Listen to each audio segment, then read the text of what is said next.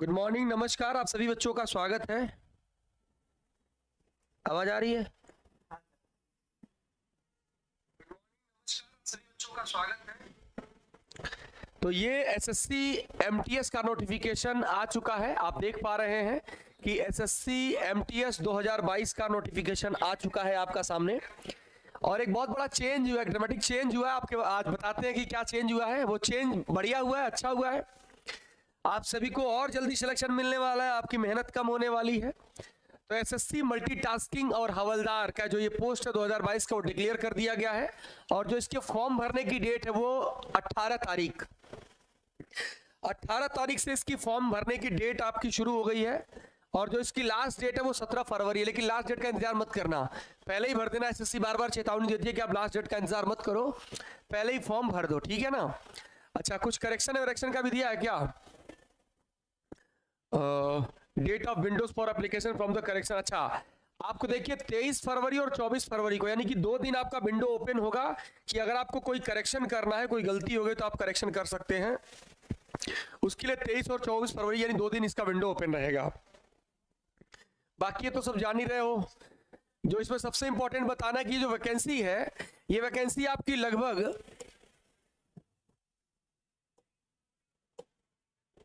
जो वैकेंसी है वो लगभग 10,880 के अप्रोक्स, यानी कि 11,000 के समथिंग वैकेंसी इस बार आ रही है। और 529 हवलदार के पोस्ट आ रहे हैं। तो लगभग ये वैकेंसी 11-12 हजार के समथिंग जा रही है। वैकेंसी अभी इंक्रीज भी हो सकती है, आगे देखिए आप सभी लोग, इंक्रीज भी ये हो सकती है। तो 11-12 हजार एक बड़ी वैकेंसी है, जैसा कि एमटीएस में 4,000, 5,000, 6,000 वैकेंसी आती है। तो इस बार आपकी लगभग 12,000 के लगभग वैकेंसी आ रही है मल्टीटास्किंग और हवलदार का जो पोस्ट है। कुछ चीजें जो चेंज हुए हैं इस बार, जैसा कि आप जान रहे हैं कि सीजीएल का पूरा सिलेबस चेंज हुआ है, सीएचएसएल का पूरा सिलेबस चेंज हुआ है, बच गया है सीपीओ। और एमटीएस का भी पूरा चेंज हो गया, सीपीओ का तो नहीं हुआ बट ये चेंज हो गया है। अच्छा, जो एज की काउंटिंग है वो 1/1/2023 से करनी है, जबकि अभी जो सीएचएसएल का फॉर्म आया था उसमें 1/1/2022 से था शायद, लेकिन इसमें 1/1/2023 से। तो 1/1/2023 को 18 से 25 होना चाहिए, समझ रहे हो ना। बाकी जो छूट मिलती है category wise, OBC, SC, ST और जो भी आपके और कैटेगरीज है जो उनको छूट मिलती है। जो सबसे इंपॉर्टेंट चीज है वो हम आपके सामने डिस्कस कर रहे हैं। तो क्या है ये जो सबसे इंपॉर्टेंट चीज है वो मैं आपको बता रहा हूं। देखिए, जो सबसे इंपॉर्टेंट है वो सिलेबस चेंज हुआ है, वो चीज मैं आपको बता रहा हूं। रुक जाओ थोड़ा। बाकी ये जान ही रहे हो कि 100 रुपये में फॉर्म भरना है, ये तो दुनिया जानती है कि 100 रुपये में फॉर्म भरना है। करेक्शन का डेट याद रखना कि अगर कभी गलती हो जाए तो 2 दिन आप करेक्शन कर सकते हैं, उसके लिए बहुत आपको परेशान नहीं होना है। ये 23 और 24 2 दिन आपका विंडो ओपन रहेगा करेक्शन करने के लिए। इसमें कुछ चार्जेस लगते होंगे और वो चार्जेस आप पे करके आप करेक्शन आप कर लोगे, कोई दिक्कत वाली बात नहीं है। The commission uniform the charge 200 making कर। अच्छा, 200 रुपये आपको चार्ज लगेगा करेक्शन करने का, लेकिन एक बार और अगर गलती कर दी दोबारा 500 लगेगा। तो गलती मत करो, 200-500 रुपये क्यों फालतू देना किसी को। ये आपके सिटी दे रखे हैं एग्जामिनेशन के, तो इससे तो कोई मतलब है नहीं, खासकर एसएससी का सेंटर तो हर जगह ही है। कुछ इंपॉर्टेंट चीजें हैं वो आपके सामने हम डिस्कस कर रहे हैं। देखो, ये सबसे इंपॉर्टेंट चीज है जो आपके सामने डिस्कशन करना है। ये सबसे इंपॉर्टेंट चीज है जो डिस्कशन आपका करना है कि जो ये आपका एग्जाम कंप्यूटर बेस्ड एग्जाम होगा, ये भी आप जानते हैं पहले से होता आया है। अब इसको भी चेंज कर दिया, इसको बना दिया सेशन 1 और इसको बना दिया सेशन 2। सेशन 1 में आपका मैथ्स है और रीजनिंग है, और ये 20 क्वेश्चन है, 60 नंबर के हैं, यानी कि एक क्वेश्चन अब 3 नंबर का हो गया है। तो मैथ का 20 सवाल आएगा, रीजनिंग का 20 सवाल आएगा, और एक क्वेश्चन 3 नंबर का होगा, 60-60 नंबर के। लेकिन जीएस आपका 25 क्वेश्चन आएगा और इंग्लिश भी आपका 25 क्वेश्चन आएगा, लेकिन ये 75-75 नंबर, यानी कि ये भी एक क्वेश्चन आपका 3 नंबर का ही होगा। इसके लिए भी 45 मिनट, इसके लिए भी 45 मिनट। तो देखो, ये तो 45 मिनट में कर लोगे, लेकिन यहां आपको थोड़ी सी स्पीड बढ़ा के चलेगी, क्योंकि 45 मिनट में आपको 40 सवाल करने पड़ेंगे। चलिए, तो बाकी बहुत कुछ नहीं है, लेकिन अब जो चेंज हुआ है वो देखिए, ये सबसे इंपॉर्टेंट है। There will be no negative marking in session 1 and in session 2 there will be negative marking of 1 mark for each wrong answer candidate are therefore advised to keep in the mind while answering the question। सवाल ये बोला गया इसमें कि ये जो दो session 1 है, यानी मैथ और रीजनिंग में कोई नेगेटिव मार्किंग नहीं है, मैथ और रीजनिंग में कोई नेगेटिव मार्क नहीं है, तो आप तुक्का मार सकते हो पूरा फुल में फुल 40 में 40, लेकिन बेटा गलती मत कर देना, यहाँ नेगेटिव मार्किंग है। ये मत सोच लेना कि यहाँ नहीं, यहाँ नेगेटिव मार्किंग है। कितना है? 1/3। यानी एक क्वेश्चन सही करोगे तो 3 नंबर मिलेगा, लेकिन एक क्वेश्चन गलत करोगे तो 1 नंबर काटा जाएगा। जबकि पहले नेगेटिव मार्किंग 1/4 होती थी, अब 1/3 है।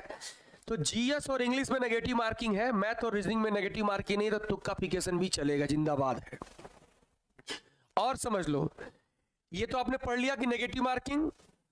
अब ये जो है, जो सबसे इंपॉर्टेंट आपका था कि जो फाइनल मेरिट बननी है वो किस पे बननी है। जो फाइनल मेरिट बननी है, यहां लिखा हुआ है ये फाइनल मेरिट, ये आपका सिलेबस दे रखा है। अच्छा, कुछ चेंज तो नहीं हुआ है? न्यूमेरिकल मैथमेटिक्स में कुछ चेंज तो नहीं हुआ? नहीं, बस कुछ चेंज नहीं हुआ है। और फिजिकल इफिशिएंसी टेस्ट फॉर हवलदार के लिए आपका ये फिजिकल है। लेकिन अच्छा, जो एक चीज जो इसका मेरिट बनना है वो कहाँ है? यही था कहीं, यही मेरिट था इसका, मार्क शोट करने।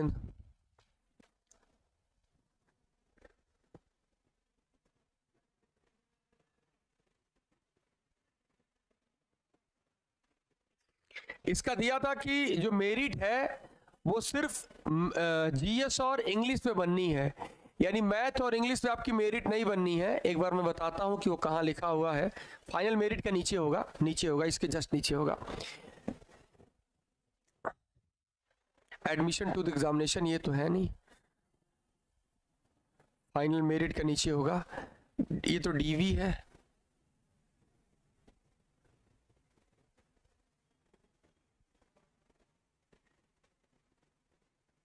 मोड ऑफ सिलेक्शन,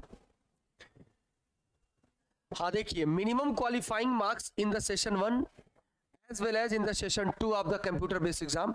ये आपका जो सेशन 1 है, यानी सेशन 1 का मतलब जिसमें मैथ और रीजनिंग है, वो सिर्फ क्वालिफाइंग है। और क्वालिफाइंग का मतलब यूआर को 30%, ओबीसी ईवीएस ईडब्ल्यूएस को 25% और अदर कैटेगरी को 20%। और जो इसका फाइनल मेरिट बनना है, shortlist on the basis of their performance to CB normalisation. हाँ, ये देखिए लिखा हुआ है, for the post of MTS candidates will be the shortlisted on the basis of their performance in session 2। यानी सेशन 1 पे नहीं, सिर्फ सेशन 2 पे normalized score of the candidate will be used to determine merit in the CB। the merit list would be prepared based on the performance in session 2। तो यानी आपका जो session 2 है उस पे आपकी मेरिट बननी है, सेशन 1 आपका क्वालिफाइंग है। तो ये सबसे इंपॉर्टेंट एक बहुत बड़ा चेंज हुआ है इस बार के सिलेबस में। तो आप एक बार ये बात हमारी समझ गए हैं मेरे बच्चों कि जो आपका सेशन 1 है वो क्या है, सिर्फ और सिर्फ क्वालिफाइंग नेचर।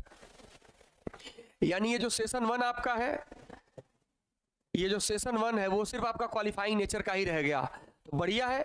ये आपका जो सेशन 1 है यानी कि मैथ और रीजनिंग, ये आपका सिर्फ क्वालिफाइंग नेचर का है। बता दिया मैंने, 30% जनरल के लिए, 25% ईडब्ल्यूएस और ओबीसी के लिए, 20% आपको एससी और एसटी के लिए। यानी सेशन 2 पे आपका मेरिट बनना है जीएस और इंग्लिश पे, यानी कि 75 और 75 150 नंबर पे मेरिट बनना है। लेकिन बोला गया है कि नॉर्मलाइज स्कोर, क्योंकि पेपर बहुत ज़्यादा शिफ्टों में होगा तो इस पर नॉर्मलाइजेशन होगा, तो नॉर्मलाइज स्कोर पे आपकी मेरिट बनेगी इस पे। चलो बस यही था इंपॉर्टेंट चीज़ें। ठीक है, बाय बाय, टेक केयर, नमस्कार। फॉर्म भर दो जाके 2000 तरीके से, मस्त रहो। ठीक है, बाय बाय।